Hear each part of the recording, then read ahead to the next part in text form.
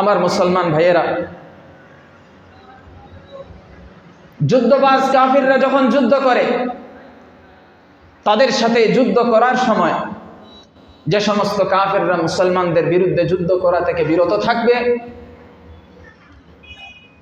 তাদেরকে হত্যা করা, তাদের বিরুদ্ধে লড়াই করা বৈধ নয়। যারা যুদ্ধ করছে তাদের বিরুদ্ধে লড়াই চলবে, যারা মুসলমানদের গায়ে হাত দেওয়া থেকে বিরত থাকছে তাদের বিরুদ্ধে লড়াই হবে না। অনুরূপভাবে যারা এই যোদ্ধাদের অন্তর্ভুক্ত নয়, তাদেরকেও হত্যা করা হবে না, তাদের বিরুদ্ধেও লড়াই করা হবে না। এবং বিশ্বাসঘাতকতা করাও বৈধ হবে না।